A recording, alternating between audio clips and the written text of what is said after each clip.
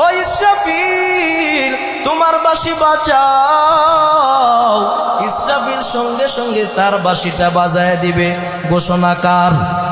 জোরে বলুন কার? আল্লাহ যখন অর্ডার করবেন ইসরাফিল সিংগাই ফুৎকার মারবে। ইসরাফিল যখন প্রথমবার সিংগাই ফু দিবে ঘটনাটা কি হবে? আল্লাহ তাআলা সূরাতুল হজ্জের 2 নং আয়াতে আল্লাহ ডাক দিয়া বলে, ইয়াউমা তারাউনাহা তাযহালু কুল্লু মুরদিআতিন আম্মা আরদাআত ওয়া তাদউ কুল্লু যাতি হামলিন হামলাহা ওয়া তারান নাসা সুকারা ওয়া মা হুম বিসুকারা ওয়ালাকিন্না আযাবাল্লাহ ওয়ালাকিন্না আযাবাল্লাহি শাদীদ। আল্লাহ বলেন যেদিন ইসরাফিল সিংগাই ফু দিবে, যেই মা তার সন্তানকে বুকের দুধ পান করাবে, ওই মা তার সন্তানটাকে, সন্তান বুকের থেকে পড়ে যাবে, হাত থেকে পড়ে যাবে, মা টের পাবে না। মায়ের পেটে সন্তান থাকবে, সন্তান ভূমিষ্ঠ হয়ে যাবে, মা টের পাবে না। কেন কেন মনে হয় তারা পাগল হয়ে গেছে। ওমা হুম বিসুকারা, আল্লাহ বলেন না তারা পাগল হয় নাই।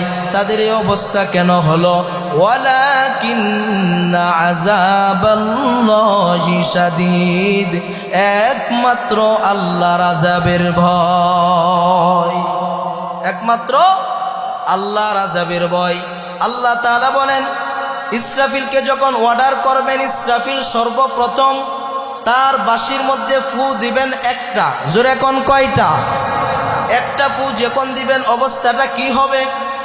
আল্লাহ পাক রব্বুল আলামিন কুরআনুল কারীমের মধ্যে তিনি জানায় দিলেন, ফাইজা নুফিখা ফিস সূরি নাফখাতু ওয়াহিদা ওয়া হুমিলাতিল আরদু ওয়াল জিবালু ফাদুক্কাতা দাক্কাতাও ওয়াহিদা। আমার আল্লাহ বলেন আমি আল্লাহ যখন অর্ডার করব, ইসরাফিল যখন তার সিংহার মধ্যে প্রথম ফোঁটা দিয়া দিবে, ফোঁটা দেওয়ার পরে কি হবে? আল্লাহ পরের আয়াতে বলেন ওই পাহাড়গুলি তুলার মতো উঠতে থাকবে, আকাশ ভেঙে পড়বে, জমিন তুলার মতো উঠতে থাকবে, এই চন্দ্রগুলি কষে কষে পড়বে, সূর্য কষে কষে পড়বে, নক্ষত্রগুলি কষে কষে পড়বে, আলোহীন হয়ে যাবে, কোনো আলো থাকবে না। আমার আল্লাহ ডাক দিয়ে বলে আসমান ভেঙে টুকরা টুকরা হয়ে যাবে। আসমানে জমিনে যত প্রাণী আছে সব প্রাণী মারা যাবে, কেউ থাকবে না, কেউ বেঁচে থাকতে পারবে না। ওই যে আপনারা বড় বড় বিল্ডিংগুলো দেখেন, এই বিল্ডিংগুলো ভেঙে টুকরা টুকরা হয়ে যাবে, বড় বড় পাহাড়গুলি তুলার মতো উঠতে থাকবে, সব ক্ষমতা মানুষের শেষ হয়ে যাবে। আমার আল্লাহ রব্বুল আলামিন ডাক দিয়া বলেন সব যখন শেষ হয়ে যাবে, সব ফানা ফানা হয়ে যাবে, আল্লাহ সূরা রহমানের ভিতরে ডাক দিয়া বলেন কুল্লু মান আলাইহা ফান, সব ফানা ফানা হয়ে যাবে, ভূপৃষ্ঠে যা কিছু আছে সব ধ্বংস করে দিবেন তিনি কে? কোরআনে কারিমে আল্লাহ পাক 114টি সূরা নাজিল করেছেন, তার মধ্য থেকে 99 নং সূরা সূরাতুল জিলজাল আমি আপনাদের সামনে তেলাওয়াত করেছি। এই সূরাতে আয়াত হচ্ছে 8টি। বলেন আয়াত কয়টি? 8টি। রুকু হচ্ছে 1টি। সূরাটি নাজিল হয়েছে মদিনায়। কোথায়? মদিনায়। কেউ বলেছেন মক্কায়। এই সূরার ফজিলত সম্পর্কে তাফসীর ইবনে কাসিরের মধ্যে আসছে, আল্লাহ রাসূল সাল্লাল্লাহু আলাইহি ওয়া আলিহি ওয়াসাল্লাম তিনি ইরশাদ করেছেন, রাসূলের কাছে এক ব্যক্তি আসলেন, এসে বললেন ইয়া রাসূলুল্লাহ, আমরা পড়ি সাল্লাল্লাহু আলাইহি ওয়াসাল্লাম, আপনি আমাকে তেলাওয়াত করা, পাঠ করা শিখিয়ে দিন। আল্লাহর রসুলকে প্রশ্ন করা হলো। আল্লাহর রসুল বললেন, আপনি আলিফ লাম র যুক্ত, এই আলিফ লাম র যুক্ত 3টি সূরা তেলাওয়াত করুন। বলেন, আলিফ লাম র যুক্ত কয়টি সূরা? 3টি সূরা। সাহাবী বলল, ইয়া রাসূলুল্লাহ, আমি তেলাওয়াত করতে পারবো না, লম্বা সূরা, বড় সূরা, আমার বয়স হয়ে গেছে, আমি চোখে কম দেখি, আমি কিভাবে তেলাওয়াত করব? এটা আমার পক্ষে সম্ভব নয়। আল্লাহর হাবিব বললেন, তাহলে আপনি হামিম যুক্ত এই সূরাগুলি তেলাওয়াত করুন। সাহাবী তখনও বললেন, ইয়া রাসূলুল্লাহ, আমি পারবো না। কেন? আমার বয়স হয়ে গেছে, আমার পক্ষে সম্ভব নয়। আল্লাহর হাবিব বললেন, তাহলে আপনি ইউসাব্বিহ যুক্ত 3টি সূরা তেলাওয়াত করুন। তিনি তখনও একই জবাব দিলেন। আল্লাহর রাসূল তখন বললেন, আপনি তেলাওয়াত করুন সূরা জিলজাল। আল্লাহর রাসূল তাকে পাঠ করালেন। সুবহানাল্লাহ, জোরে বলেন। এই সূরাটি তেলাওয়াত করার পরে এবার ওই ব্যক্তিটা বলল, আল্লাহর নামের শপথ খেয়ে বলি, আল্লাহর কসম খেয়ে বলি, আমি এর থেকে বেশি করব না। শপথ করে বললাম, এই সূরা আমি নিয়মিত তেলাওয়াত করব, পাঠ করব। আল্লাহর রাসূলের কাছে এই কথা বলে সাহাবীটা চলে যাচ্ছেন। ইতিমধ্যে আল্লাহর হাবিব সাল্লাল্লাহু আলাইহি ওয়াসাল্লাম তিনি সাহাবায়ে কেরামদেরকে ডেকে বললেন, ও সাহাবায়ে কেরাম, শোনো, এই লোকটা সফলতা অর্জন করেছে, এই লোকটা সফলতা অর্জন করেছে। জামে তিরমিজিতে হাদিস আসছে, আল্লাহর রাসূল বলেন, এই হাদিসের সনদ যদিও দুর্বল, জয়ীফ বলা হয়, কিন্তু আমলের ক্ষেত্রে গ্রহণযোগ্য। আল্লাহর রাসূল বলেন, মান ক্বরাআ সূরা জিলজাল, এই সূরা জিলজাল যদি কোনো ব্যক্তি একবার তেলাওয়াত করে, আল্লাহর হাবিব বলেছে 15 পারা তেলাওয়াত করার সওয়াব তার আমল নামায় চলে যাবে। নিসফুল কোরআন যেটাকে বলা হয়, আরেকটা হচ্ছে রুবুল কোরআন। এটা হচ্ছে কেউ যদি 2 বার পড়ে 1 খতম, কেউ বলেছেন যদি 4 বার তেলাওয়াত করে তার আমল নামায় 1 খতম কোরআনের সওয়াব আল্লাহ দিয়ে দিবেন। সুবহানাল্লাহ। ভাইয়ার আমার, আমরা ফজিলতটা শুনলাম। এখন আসুন, এই সূরাটি কেন নাজিল হলো, কোন প্রেক্ষাপটে নাজিল হলো?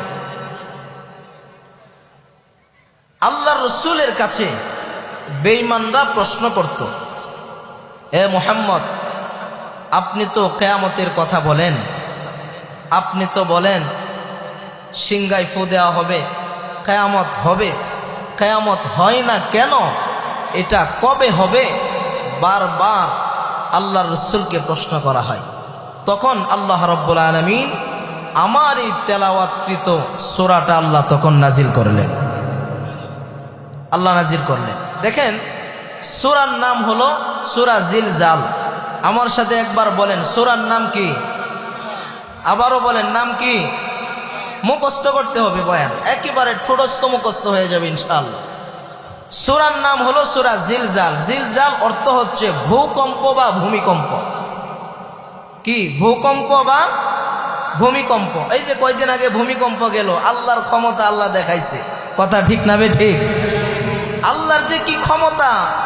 আল্লাহ 5 সেকেন্ড একটা লারা দিছে, 5 তালা রাইখা জমিনে দৌড়ায়া জীবন বাঁচাবার জন্য তারা পলায়ন করছে। কথা ঠিক কিনা?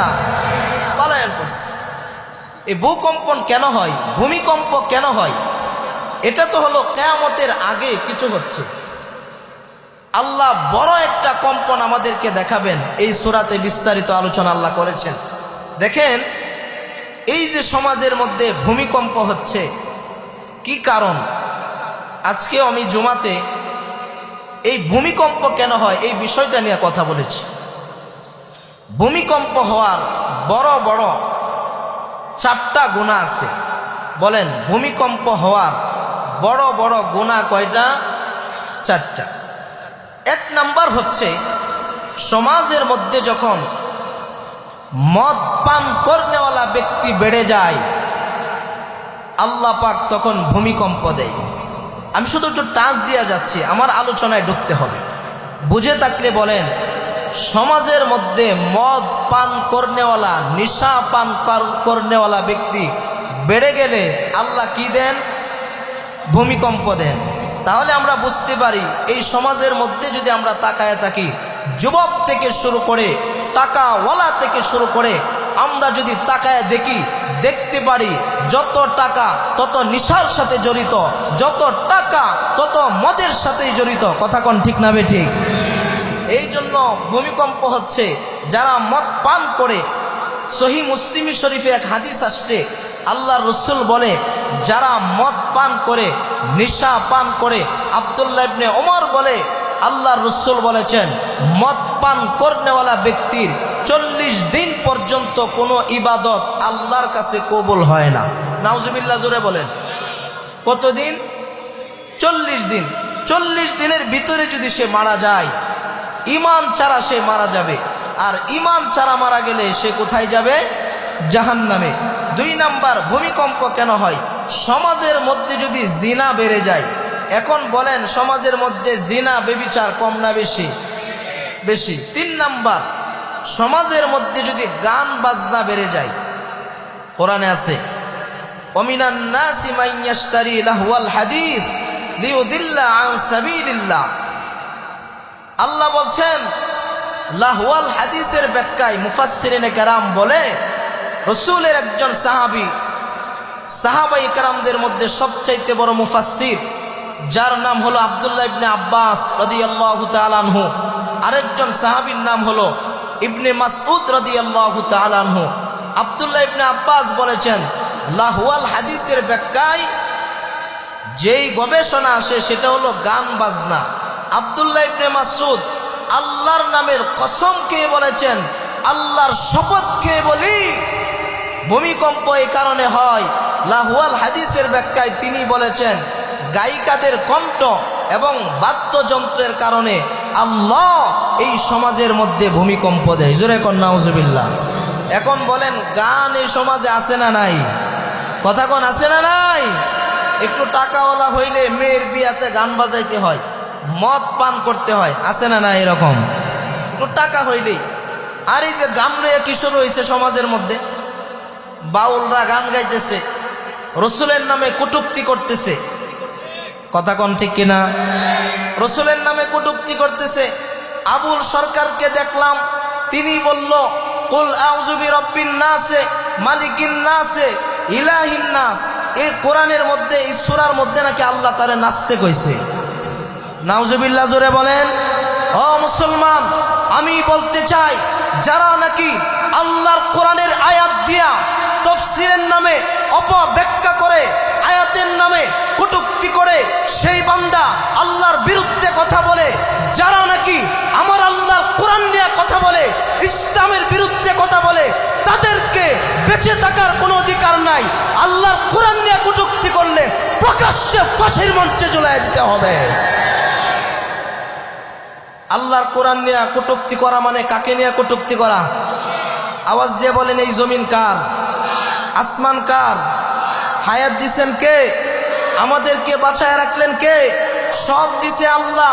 দেওয়ার পরেও যেই বান্দা আল্লাহর জমিনে থেকে, আল্লাহর আসমানের নিচে থাইকা যেই ব্যক্তি কোরআনের বিরুদ্ধে কথা বলবে, স্পষ্ট কথা, এই জমিনে বেঁচে থাকার কোনো অধিকার তাদের নাই। ঠিক কিনা? জোরে বলো মুসলমানেরা। রাগ করছেন? কিছু আবুল মার্কা লোক আছে সমাজে, এরা এই বাউল নামের ফাউলের পক্ষ নিয়েছে, আছে না নাই? এখন বলেন কি গান গায় ওরা? আমি তো পারি না। ওই দিন শুনলাম এক জায়গা বলতেছে আকাশটা কাঁপছিল কেন, জমিনটা নাচছিল কেন, বড় পীর গাইছিল কেন সেই দিন, সেই দিন গান গাইছিল খাজা যেই দিন। নাউজুবিল্লাহ বলেন। আচ্ছা, খাজা কোনোদিন গান গাইছে? খাজা মঈনুদ্দিন চিশতি আজমিরি কত বড় বুজুর্গ ছিলেন, ওনার নামে মিথ্যা তুহমত করা দেয়। উনি গান গাওয়ার কারণে আসমান নাকি নাচছে, জমিন নাকি নাচছে, আসমান নাকি কাঁপছে। নাউজুবিল্লাহ, জোরে বলেন। এই সমস্ত ভণ্ড কথাকে আমরা বিশ্বাস করতে পারি? কথা বলেন, পারি? আমি তো মনে করি খাজা মঈনুদ্দিন চিশতি যদি বেঁচে থাকতো তোর মতো কুলঙ্গারকে ধরে ফাঁসির মঞ্চে ঝোলাইয়া দিত। ঠিক কিনা জোরে বলো মুসলমান? তাহলে বলেন, সমাজের মধ্যে ভূমিকম্প হওয়ার 3 নাম্বার কারণ হলো গান বাজনার কারণে। আওয়াজ দিয়ে বলেন কি কারণে? একটু বিয়া হইলে সারা রাত গান বাজাইব, এরপরে মদও পান করে, নিশা পান করে, দিনের বেলা হুজুর রান্নাকে হুজুর খুতবাটা পড়ে একটু দোয়া করে দেন। এমন লোক সমাজে আছে না নাই? বিয়া একটা সুন্নাহ, রসুলের সুন্নাহ। খুতবা পড়া হয় বরকতের জন্যে, দোয়া করা হয় বরকতের জন্য। সারা রাত মদ পান করে নাচানাচি করে সকালবেলা হুজুর আইনা দোয়া করা, তার মানে হলো লঙ্গি খুইলা মাথায় পাগড়ি বাঁধা। কথা কন না কেন? নিচে কাপড় নাই, উপরে পাগড়ি বেঁধে বলেছে। 4 নাম্বার, সমাজের মধ্যে ভূমিকম্প তখন আসবে যখন নাকি সমাজের মানুষ আমানতের খেয়ানত করবে। আমানতের খেয়ানত আছে না নাই? কথা কয় না, আছে না নাই? বলতে গেলে অসুবিধা। আগে আমারে বলা হয়েছে হুজুর কইেন না কিছু, বুঝছেন নিও, আগেই কয়ে লাইছে। কি একটা অবস্থা শুরু হয়েছে। আল্লাহ আমাদেরকে সঠিক বোঝার তৌফিক দান করুন। আর একটু জোরে কন ভাইয়ের আমার। আমি আপনাদের সামনে সূরা জিলজাল, এই ভূমিকম্পের সূরা তেলাওয়াত করছি। আল্লাহ পাক রব্বুল আলামিন এই সূরার শুরুতে বলেন, ইজা জুলজিলাতিল আরদু জিলজালাহা। আল্লাহ বলেন, যখন এই পৃথিবীকে প্রবল বেগে একটা ঝাঁকুনি দেওয়া হবে, কম্পনে কম্পিত করা হবে, জমিন গোটা পৃথিবী একসাথে কেঁপে উঠবে। গোটা পৃথিবীকে একসাথে কাঁপিয়ে দেওয়ার মতো ক্ষমতা আছে যার। আওয়াজ করে বলেন তিনি কে? আল্লাহর এই ক্ষমতা বুঝি নাই? কথা কয় না নাই? গত শুক্রবারে তিনি দেখাইয়া দিছে। কথা কোন ঠিক কিনা? দেখাইয়া দিছে। আল্লাহ তাআলা সুন্দর করে আরো বলেন সূরাতুল হজ্জের মধ্যে, আমার আল্লাহ ডাক দিয়া বলে, ইয়া আইয়ুহান নাসুত্তাকু রাব্বাকুম ইন্না জালজালাতাস সাআতি শাইউন আযীম। আল্লাহ তাআলা বলেন, হে মানব জাতি, আল্লাহ তাআলাকে ভয় করো। কাকে ভয় করব? কেন ভয় করবা? ইন্না জালজালাতাস সাআ শাইউন আযীম। নিশ্চয় আমি আল্লাহর ভূকম্পন বা ভূমিকম্প যেটাই বুঝো, কম্পনে কম্পিত করব, এমন একটা কম্পন হবে। এটা একটা ভয়ানক ব্যাপার, ভয়ানক ব্যাপার। এই জালজালা কখন হবে? আমার আল্লাহ যখন ইসরাফিল আলাইহিস সালাতু ওয়াস সালামকে যখন অর্ডার দিবেন, ঘোষণা দিবেন। আল্লাহ একজন ফেরেশতা বানাইছেন, ফেরেশতার নাম হলো ইসরাফিল। আল্লাহ পাক এই ইসরাফিলকে দিয়া 2 বার ফু দেবে। আমার আল্লাহ ডাক দিয়া বলেন, আমি আল্লাহ একজন ফেরেশতা বানাইলাম, ফেরেশতার নাম হলো ইসরাফিল। তার হাতে একটা বাঁশি দিয়া রাখলাম, বাঁশিটা মুখের মধ্যে লাগাইয়া আমি আল্লাহর আরশে আজিমের দিকে তাকায়া আছে। আমি আল্লাহ যখন নাকি অর্ডার করে দিব, ঘোষণা করে দিব, ও ইসরাফিল তোমার বাঁশি বাজাও, ইসরাফিল সঙ্গে সঙ্গে তার বাঁশিটা বাজায় দিবে। ঘোষণা কার? জোরে বলুন কার? আল্লাহ যখন অর্ডার করবেন, ইসরাফিল সিংগাই ফুৎকার মারবে। ইসরাফিল যখন প্রথমবার সিংগাই ফু দিবে, ঘটনাটা কি হবে?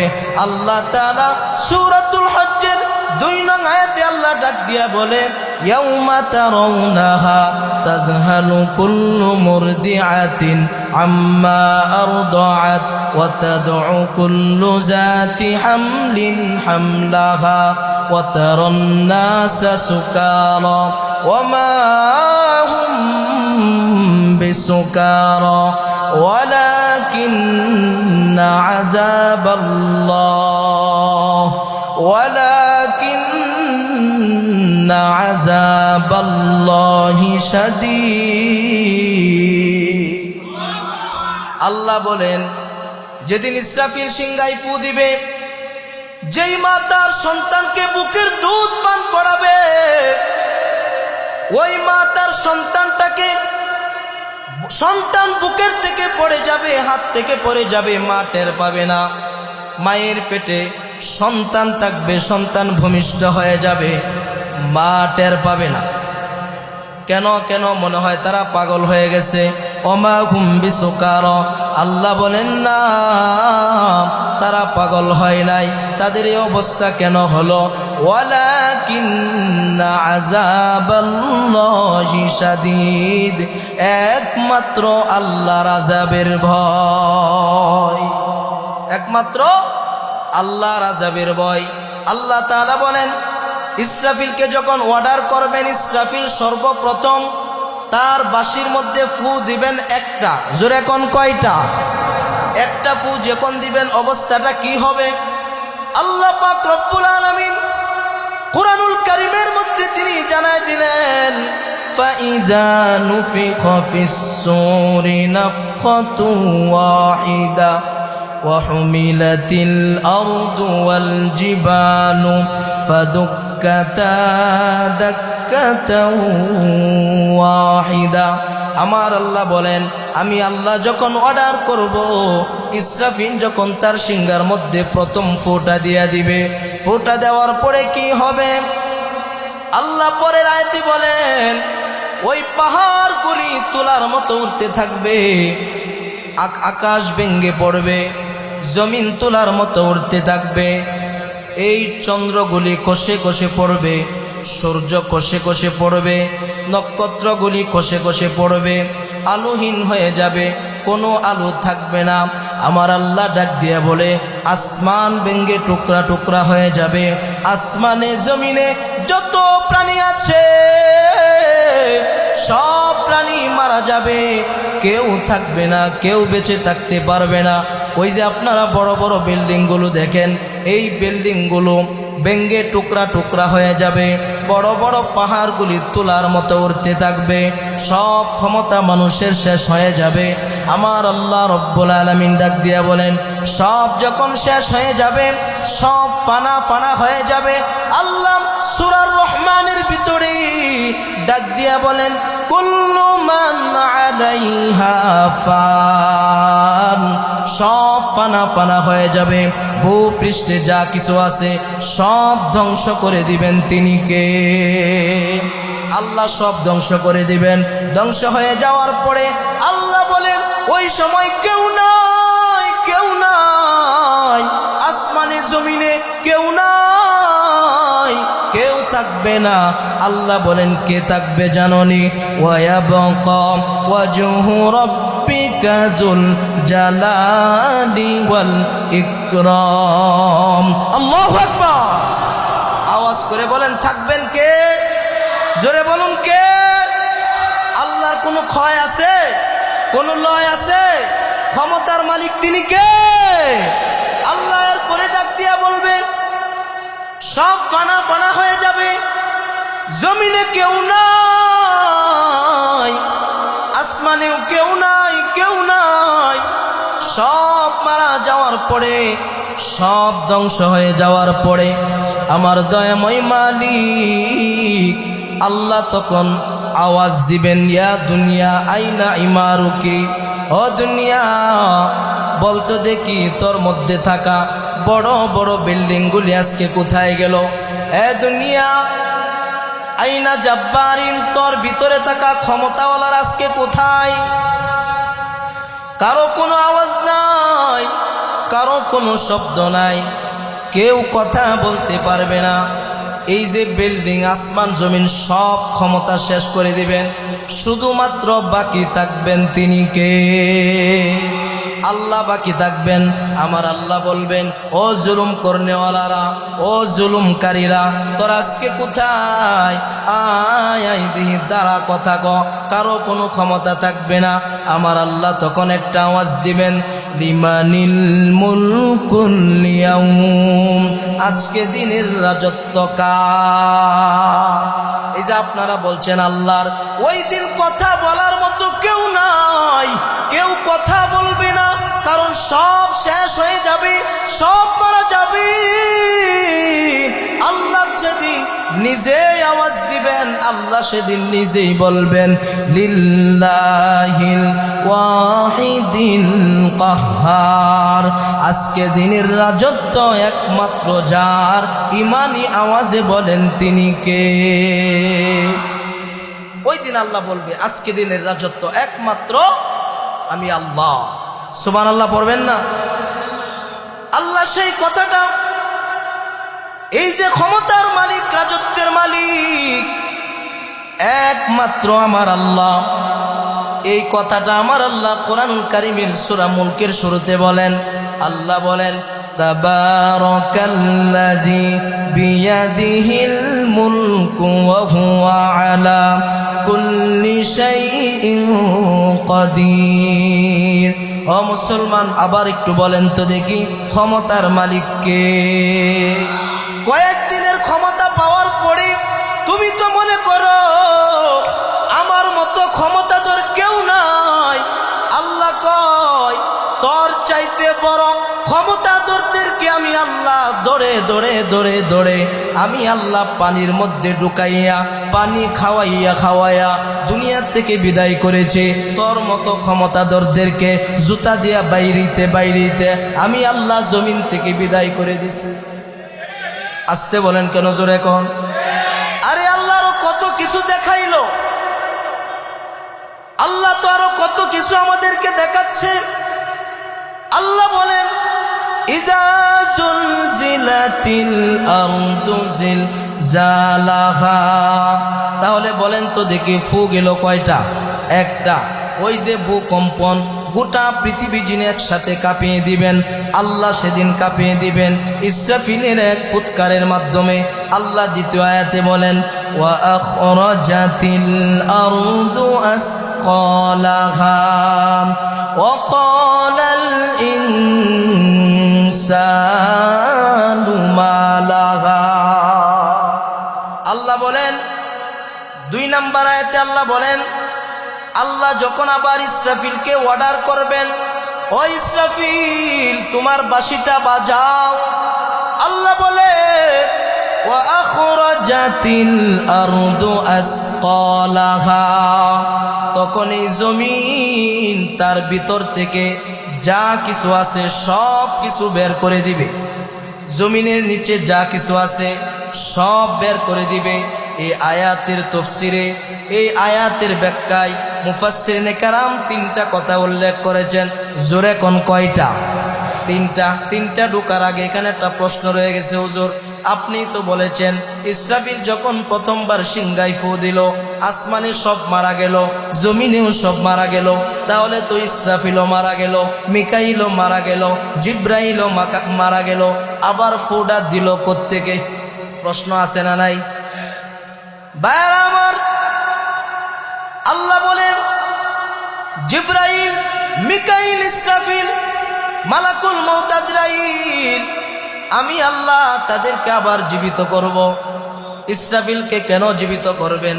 আল্লাহ বলেন, দ্বিতীয়বার ফুৎকার দেওয়ার জন্য আল্লাহ ইসরাফিলকে আবার জীবিত করবেন। সুবহানাল্লাহ জোরে বলেন। আবার তারে জীবিত করবেন।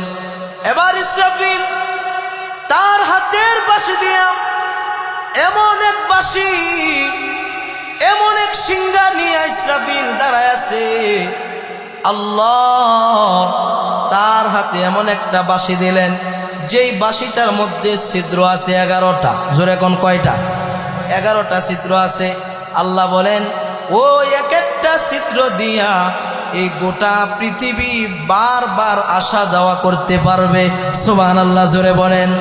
এত বড় সিংহা আল্লাহ তার হাতে দিয়ে রাখছে। আল্লাহ যখন বলবে ইসরাফিল তোমার 2 নাম্বার ফুৎকারটা দিয়া দাও। এবার যখন 2 নাম্বার ফুৎকারটা দেওয়া হবে, খেয়াল করে শুনেন 2 নাম্বার ফুৎকারের সময় কি ঘটনা ঘটবে।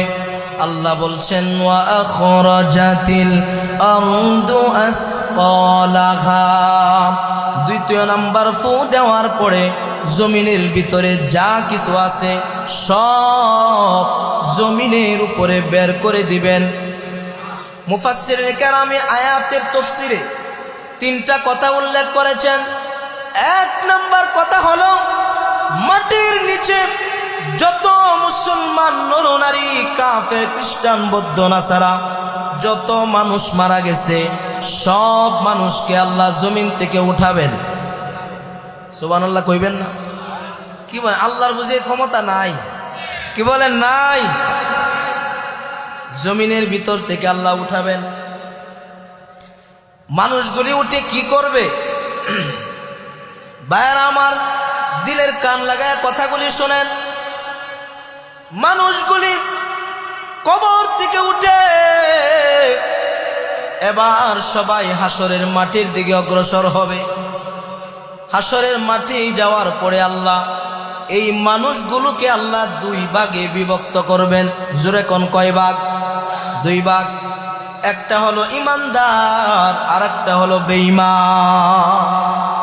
একদল ইমানদার আর একদল বেঈমান। সমাজে আছে না নাই? ইমানদার আছে না নাই? আল্লাহ 2 ভাগে বিভক্ত করবেন। ইমানদার বান্দাদের হাতে, ইমানদার বান্দাদের ডান হাতে আমার আল্লাহ আমল নামা দান করবেন। সুবহানাল্লাহ জোরে বলেন। ডান হাতে আমল নামা দিবেন। এবারে আমল নামাগুলি পাইয়া মানুষগুলি বড় খুশি হয়ে যাবে। বাবার কাছে দৌড়ায় যাবে, আব্বা জান, ও আমার আম্মা জান, ও আমার ভাই, ও আমার বোন, ও আমার প্রতিবেশী, ও আমার বন্ধু, দেখ দেখ দুনিয়াতে আমার আল্লাহ অর্ডার করেছিল, আমার আল্লাহ ঘোষণা করেছিল আল্লাহ ইমানদার বেঈমানদেরকে আলাদা আলাদা করবেন। আমার আল্লাহ ওয়াদা ঠিক রাখছেন। قالوا يا ويلنا من بعثنا من مرقدنا هذا ما وعد الرحمن وصدق المرسلون الله أكبر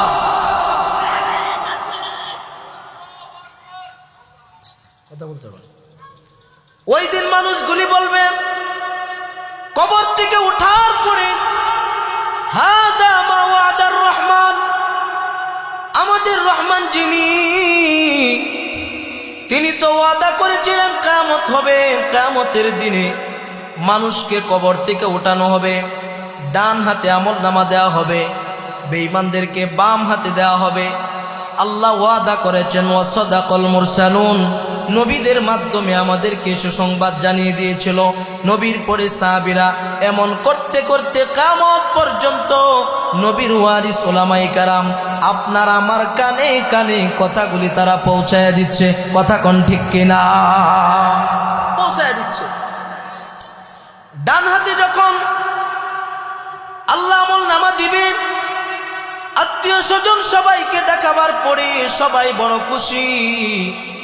কিন্তু আরেক দল রয়ে গেছে বেঈমান যারা, ওদেরকেও আমার আল্লাহ আমলনামা দিবে, ওদেরকেও দেওয়া হবে। এ মুসলমান ভাই, দিলের কান লাগায় কথাগুলি শোনেন। ইমানদারদেরকে যেমন ভাবে ডান হাতে আমলনামা দেওয়া হবে, বেঈমানদেরকে তেমন ভাবে আমলনামা দেওয়া হবে না। বেঈমানদেরকে কেমন ভাবে আমলনামা দেওয়া হবে? আল্লাহ বলে হাসরের ময়দানে ওই বেঈমান যারা, তাদেরকে আমি আল্লাহ তাদের বাম হাতে আমলনামা দিব। কিভাবে আমলনামা দিব? সরাসরি দেওয়া হবে না, তার বাম হাতটাকে ধরে বুকের ভিতরে ছিদ্র বানাইয়া পিছন দিক থেকে বের করিয়া আমার আল্লাহ বলবে, ফেরেশতারা আমার ওই বান্দার হাতে আমলনামাটা দিয়া দাও। একটু আওয়াজ দিয়া বলেন তো দেখি। পিছন দিকে বাম হাতে আমলনামা দেওয়ার পরে দেখার কোনো সুযোগ আছে? দেখার সুযোগ নাই। এবার ফেরেশতারা বলবে, আল্লাহ তোমার হুকুম অনুযায়ী বেঈমানের বুকটা ছিদ্র করে পিছন দিক থেকে হাত বের করার পরে আমল নামাটা তার হাতের মধ্যে দিলাম। মালিক এখন তো সে দেখতে পারে না, আপনি তো বলছেন ইকরা পড়ো, ইকরা পড়ো, কিন্তু সে তো পড়তে পারে না, এখন পড়বে কি করে আপনি বলেন? আমার আল্লাহ ওই দিন বলবে, ফেরেশতারা রে, আমার এই বেঈমান নাফরমান বান্দার গাটটা মুচড় দিয়া ভেঙ্গে দে, পিছন দিকে ফিরায় দে, আর বল ইকরা কিতাবাকা কাফা বিনাফসিকাল ইয়াউমা আলাইকা হাসিবা। এ বেঈমান, পড় তোর আমলনামা, পড় তোর আমলনামাটা পড়। বাইরা আমার, ওয়া আখরাজাতিল আরদু আসকালাহা, জমিন সব কিছু বের করবে। ব্যাখ্যা কয়টার কথা বলছি? কথা কয় না, গেল কয়টা? একটা। 2 নাম্বার ব্যাখ্যায় আসেন। তাফসীর কারণগণ তারা বলছে আল্লাহ তাআলা এই যে আমরা জমিনের উপর দিয়ে হাঁটি, কথা বলি, যা কিছু করি না কেন, সব জমিন রেকর্ড করে রাখতেছে। সব জমিনের মধ্যে রেকর্ড আছে না নাই? এই দুনিয়ার মানুষ যদি মোবাইলের মাধ্যমে রেকর্ড করে রাখতে পারে, আমার আল্লাহ জমিন দিয়া রেকর্ড করাবার মতো ক্ষমতা আমার আল্লাহর আছে না নাই? আল্লাহ এই জমিনের মধ্যে সব রেকর্ড করাচ্ছে। জমিন ওই দিন সব পাস করে দিবে, সব বলে দিবে, জমিনের ভিতরে কিছুই রাখবে না। ফাইজা নুফিখ ফাইজা নুফিখ ফীহি কিয়ামুন ইয়ানজুরুন।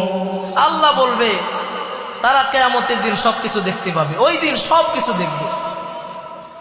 3 নাম্বার ব্যাখ্যা হলো, মুফাসসিরে কেরাম বলেন, এই জমিনের নিচে হীরার খনি, স্বর্ণের খনি, তেলের খনি, পাথরের খনি, বিভিন্ন খনি আছে না নাই?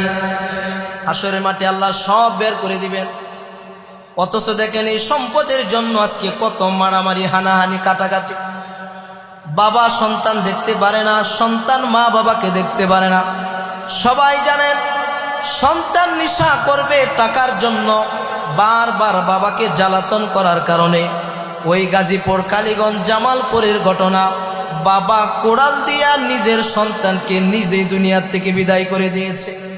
আবার গত কয়েকদিন আগে আপনারা দেখতে পাচ্ছেন সন্তান নেশার টাকার জন্যে আপন মা বাবাকে মেরে ঘরের ভিতরে গর্ত করে, এই গর্তের ভিতরে জিন্দা, এই গর্তের ভিতরে এভাবেই তাদেরকে দাফন করে দিচ্ছে। কোনো জানাজা নাই, মানুষ কেউ খবর জানে না। কয়েকদিন পরে সব বের হয়ে গেল। অথচ দেখেন এই সম্পদ কোনো উপকারে আসবে? কথা বলেন, আসবে? এই যে ক্ষমতার জন্য এত কিছু মারামারি, হানাহানি, কাটাকাটি, কত সম্পদ বের হয়ে গেল। লকারের ভিতর থেকে কত সম্পদ বের হলো। এত বছরের ক্ষমতা, এত অর্থ সম্পদ সব লকারের ভিতরেই রয়ে গেল, নেওয়ার কোনো সুযোগ আল্লাহ তাদেরকে দেয় নাই। কথা কন না কেন ভাই? তাহলে সম্পদ নিয়ে যাওয়ার কোনো সুযোগ আছে? কথা বলেন না কেন? আছে? কি করবেন এই সম্পদ দিয়ে? দেখেন আল্লাহ কোরআনে কি বলেন। আল্লাহ বলেন, ইয়াউমা লা ইয়ানফাউ মালুন ওয়ালা বানুন ইল্লা মান আতাল্লাহা বিকলবিন সালিম।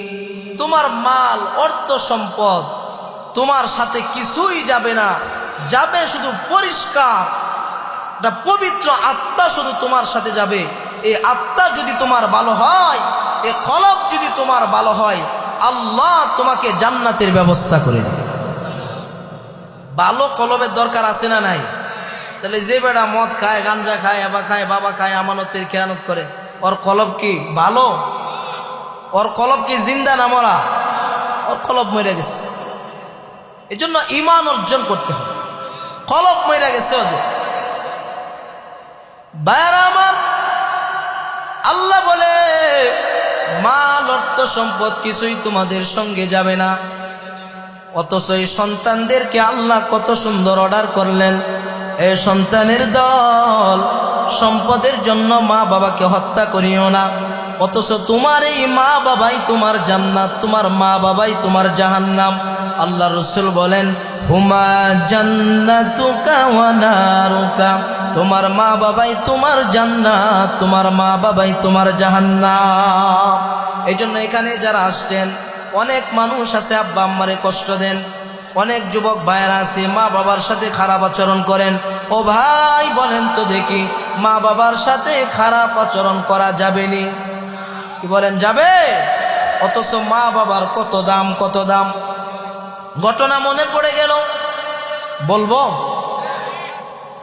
আল্লাহর নবীর একজন সাহাবী, তার নাম হলো আলকামা রাদিয়াল্লাহু তাআলা। নবীর সাহাবী। কার সাহাবী? স্বচক্ষে নবীরে দেখছে, নবীর হাতে হাত ধরে ঈমান আনছে। আল্লাহর রাসূল বলেন আমাকে নিজের চোখে যারা দেখেছে তাদের জন্য জাহান্নামের আগুন আমার আল্লাহ হারাম করে দিছে। রাসূলকে যারা দেখবে তাদের জন্য জাহান্নামের আগুন হারাম। এখন বলেন, বেঈমান কি নবীরে দেখার কোনো সুযোগ আছে? সুযোগ নেই। যদিও আগে ছিল, এখন নাই। আল্লাহর নবীর সাহাবী আলকামা ঈমান এনেছে, রাসূলের পিছনে নামাজ আদায় করে হঠাৎ করে মৃত্যু শয্যায় পড়ে আছে, তার মরণ হবে হবে বাপ। বিবি মা পাশে বসে আছে, মা আছে কিন্তু মা পাশে নাই। বিবি সন্তানেরা পাশে বসে বসে কালেমার তালকিন দিচ্ছেন, পড়ো পড়ো কালেমাটা পড়ো, কালেমা পড়ো, কালেমা পড়ো। কিন্তু না না, সে কালেমা পড়ে না, তার জবান দিয়া কালেমা আসে না। এই যুবক ভাই যারা আব্বা আম্মারে কষ্ট দেন, খেয়াল করে শুনেন। অনেক যুবক ভাইরা কষ্ট দিতে চায় না, কিন্তু বিবির কারণে মা বাবার সাথে ভালো আচরণও করতে পারে না, আছে না নাই? এইটা আমার আপনারও দোষ, বিবির কোনো দোষ নাই। আমি যদি আমার বিবিরে বলি আজকে থেকে 3 বেলা গরম ভাত রান্না করে আমার আব্বা আম্মার সামনে দিবা, যদি দিতে না পারো তাইলে তুমি তালাক, তাইলে আমার বাড়ি থেকে বিদায় হয়ে যাও। ও মুসলমান বলেন তো দেখি, বিবিরা মা বাবার সাথে খারাপ আচরণ করার কোনো সুযোগ আসেনি? তাহলে দোষ কার? আমার। দোষ কার? আমার আপনার দোষ। শুধু বিবিদেরকে দোষ দিয়া কোনো লাভ নাই, বিবিদেরকে দোষ দিয়া কোনো লাভ নাই। নবীর সাহাবী মৃত্যু শয্যায় কালেমা পড়তে পারে না, বিবি দৌড়ায়া নবীর কাছে চলে গেলেন। নবী আমার বিবি, আমার স্বামী কালেমা পড়তে পারে না, মৃত্যু শয্যায় পড়ে আছে, কালেমার তালকিন দিচ্ছে, তার জবানে কালেমা বের হচ্ছে না। ওগো নবী, আপনি যদি একটু যাইতেন, আমার স্বামীকে একটু কালেমার তালকিন দিতেন, হতে পারে আপনি নবীর বরকতে আমার স্বামীর জবানে আল্লাহ কালেমা ফুটায় দিবে। নবীজি বললেন ঠিক আছে, আমার একজন সাহাবী মৃত্যু শয্যায় আছে, আমি রাসূল তো দয়ার নবী, মায়ার নবী, আমার রাসূলের মতো দয়ার মায়ার ব্যক্তি আরো কি পৃথিবীতে কেউ আছে? কেউ নাই। নবী আমার গেলেন। নবী প্রথমে যায় নাই, কয়েকজন সাহাবীকে পাঠাইলেন। সাহাবীরা গিয়ে অনেকক্ষণ কালেমার তালকিন দিলেন। হযরতে বেলাল, হযরতে আলকামার বাড়িতে চলে গেলেন, সালমান ফার্সি চলে গেলেন। কয়েকজন সাহাবী যাওয়ার পরে কালেমার তালকিন দিতে দিতে কালেমা বের হয় না। সাহাবীরা বুঝতে পেরেছে সময় আর বেশি বাকি নাই। এমন সময় সাহাবীরা দৌড়ায় চলে গেছে। নবীজি, সাহাবী কালেমা পড়তে পারে না, মনে হয় বেঈমান হইয়া দুনিয়া থেকে বিদায় হয়ে যাবে, আপনি যান, তাড়াতাড়ি যান। নবী আমার গেলেন, যাওয়ার পরে গিয়া বলেন কালেমা পড়ো, পড়তে পারে না। নবী আমার বলে কি ব্যাপার, তার আম্মা কোথায়? এবার খবর নিয়ে জানা গেল ওই ব্যক্তিটা আলকামা মুসলমান হওয়ার আগে তার আম্মাকে একটা আঘাত করেছিল, ওই আঘাতের কষ্ট মায়ের অন্তরে এখনো রয়ে গেছে। এই জন্য মা সন্তানের প্রতি পরিপূর্ণ খুশি হইতে পারে না। নবী আমার চলে গেলেন, ডাক দিয়া বলে, মা, যেই সন্তানকে গর্ভে ধারণ করেছেন ওই সন্তানটা বেঈমান হয়ে মারা যাবে, আপনি সন্তানটাকে মাফ করে দেন। এবার বলে, ইয়া রাসূলুল্লাহ, আপনি কথা বলবেন না, আপনি হলেন রাহমাতুল লিল আলামিন, আপনি কথা বললে আপনার কথা ফেলে দিতে আমরা পারবো না, আমি ফেলে দিতে পারবো না, এমন কোনো আবদার আমাকে বইলেন না। নবী আমার বলে, ঠিক আছে, ও সাহাবীরা যাও যাও, দৌড়ায় চলে যাও, জঙ্গল থেকে কাঠ সংগ্রহ করো, ঘরের সামনে আগুন ধরায়া দাও, আগুন ধরায়া সাহাবীকে আগুনের মধ্যে ফেলে দাও। এমন সময় সাহাবায়ে কেরামরা দৌড়ায় যাবে কাঠ সংগ্রহ করার জন্যে। এমন সময় ওই সাহাবীর মা ডাক দিয়া বলে, ইয়া রাসূলুল্লাহ, যেই সন্তানটারে 10 মাস 10 দিন গর্ভে ধারণ করেছি ওই সন্তানটারে আমার চোখের সামনে আগুন ধরাইয়া আগুনের মধ্যে ফেলে দিবেন, আমি তো সহ্য করতে পারবো না। ওগো নবীজি, আপনি সাক্ষী থাকেন, আপনার সাহাবীরা সাক্ষী থাকুক, এই মুহূর্তে আমি আমার কলিজার টুকরা সন্তান আলকামাকে মাফ করে দিলাম। নবী আমার ডাক দিয়া বলে, সাহাবীরা যাও যাও, দেখো আলকামার কি অবস্থা এখন দেখো। এবার সাহাবায়ে কেরামরা দৌড়ায় গেলেন, বারান্দায় যেই মাত্র নাকি পা রাখলেন, পা রাখার সঙ্গে সঙ্গে এবার সাহাবীরা শুনতে পাইলেন আলকামা পড়ে, লা ইলাহা ইল্লাল্লাহু মুহাম্মাদুর রাসূলুল্লাহ। আলকামার কালেমা পড়ে জান্নাতের মেহমান হইয়া দুনিয়া থেকে বিদায় হয়ে গেছে। এজন্য ভাইরা আমার বলতেছিলাম, ইসরাফিল যখন দ্বিতীয় নাম্বার ফুটা যখন দিবে, আল্লাহ বলে, ওয়া আখরাজাতিল আরদু আসকালাহা, ওই দিন জমিনের ভিতর থেকে সব বের করে দিবে, হীরার খনি বের হয়ে যাবে, স্বর্ণের খনি বের হয়ে যাবে, জমিনের নিচের সমস্ত মানুষগুলি বের হয়ে যাবে। ওই জমিন তাপ সব রেকর্ড ফাঁস করে দিবে। আল্লাহ তাআলা পরে আয়াতে বলেন, ওয়াকালাল ইনসানু মালাহা, ওই দিন মানুষগুলি বলবে, কি ব্যাপার, জমিনের কি হয়ে গেল, জমিন দিয়ে দেখা যায় সব বের করে দিল, জমিনের কি হয়ে গেল। আল্লাহ রাব্বুল আলামিন বলেন, এই জমিন ওই দিন সব কিছু ফাঁস করে দিবে, সব কিছু ফাঁস করে দিবে। এখন বলেন তো দেখি, ইয়াউমা ইযিন তুহাদ্দিসু আখবারহা, আল্লাহ বলে ওই দিন জমিনের উপরে যা কিছু করেছেন সব জমিন ফাঁস করে দিবে। এই যে জমিনের উপরে আমরা হাঁটতেছি, আমাদের খবর আছে, খবর, এই যে আখবারহা, এটা খবর আছে আমাদের, জমিন সব কিছু বলবে। এখন বলেন, এই যে আমরা জমিনের উপরে হাঁটি, জমিন কোনো কথা বলতে পারে? কথা বলেন, পারে? পারে না। আমরা তো দেখি জবান নাই, কিন্তু এই জমিন প্রতিদিন আমার আল্লাহর কাছে বলে, আল্লাহ, আপনার এই বান্দাগুলো যেই পরিমাণ অপরাধ করে আমার একটু ক্ষমতা দিয়ে দেন, আমি একটু ফাঁক হয়ে যাই, ওদেরকে আমার ভিতরে ঢুকাইয়া দেই। আল্লাহ বলবে, জমিন, না না, কোনো সময় হয় নাই, আমি আল্লাহ তোরে অর্ডার করব, ইসরাফিলের বাঁশির মাধ্যমে তোরে আমি আল্লাহ অর্ডার করব, ওই দিন তুই সব কিছু ফাঁস করে দিবে। ও বান্দারা বলেন, এখন বলবেন, হুজুর কিভাবে ফাঁস করবে?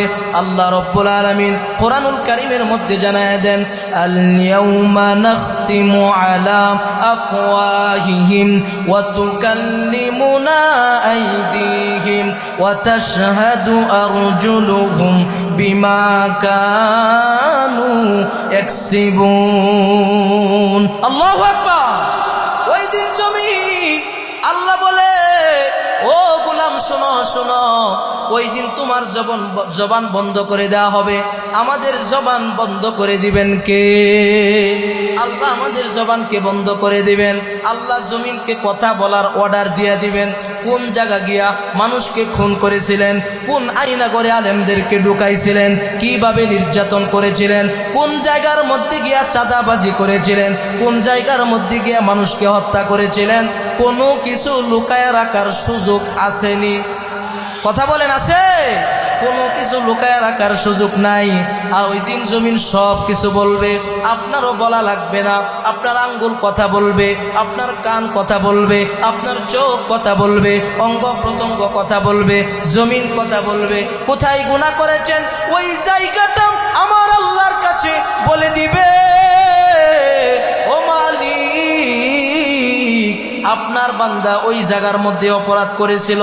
এখন বলেন তো দেখি, জমিন রে যদি আমার আল্লাহ ক্ষমতা দেয়, জমিন কথা বলার মতো ক্ষমতা জমিনের আছে না নাই? জমিন বলে দিবে, সব বলে দিবে। বিআন্না রাব্বাকা আওহা লাহা, কেমনে বলবে? সব বলে আল্লাহর আদেশ। আল্লাহ ওই দিন আদেশ করবে, জমিন তোর ভিতরে যা কিছু করছে সব বলে দে, সব বলে দে। জমিন আল্লাহর আদেশে সব কিছু ওই দিন প্রকাশ করে দিবে। গোপন রাখার সুযোগ আছে? কথা বলেন আছে? এতদিন আলেমদেরকে যে পরিমাণ নির্যাতন করা হয়েছিল, ইতিহাসের পাতায় এত নির্যাতন কি আরো কোনোদিন করা হয়েছে? কথা বলেন, করা হয়েছে? আলেমরা যখন জেলখানায় ঢুকে, আয়না ঘরে ঢুকে রাতের রাত চোখের পানি ছেড়ে দেয়া কেঁদেছিল, আল্লাহর গজব পড়ছে এই দেশে। এই কারণেই আল্লাহ 17 বছরের ক্ষমতা তছনছ করে দিয়েছে। কথা ঠিক কিনা জোরে বলো মুসলমানেরা। আমি বলতে চাই, এখনো যারা স্বপ্ন দেখতেছেন ক্ষমতায় আসবেন, আসেন, কোনো অসুবিধা নাই। আপনাদের কাছে আমাদের স্পষ্ট বার্তা হলো, কোরআনের বিরুদ্ধে, আলেমদের বিরুদ্ধে কোনো কথা বলবার বাহানা করবেন না, কথা বলার মতো কোনো দুঃসাহস করবেন না। যদি বলেন স্বৈরাচার থেকে শিক্ষা গ্রহণ করতে হবে, আগামীর সময় ইনশাল্লাহ এই দেশে কোরআনের আইন বাস্তবায়ন হবে। আর যদি ক্ষমতায় আসার পরে আপনারা কোনো রকম যদি আবার আলেমদেরকে নির্যাতন করেন, তাহলে ওই লোকদের কাছ থেকে আপনাদের শিক্ষা গ্রহণ করা উচিত। ক্ষমতা চিরকাল থাকে না। ক্ষমতা এমন এক জিনিস, 17 বছরের ক্ষমতা, গরম ভাত রান্না করার পরেও 1 ঘন্টার ভিতরে 17 বছরের ক্ষমতা আমার আল্লাহ তছনছ করে দিতে পারে।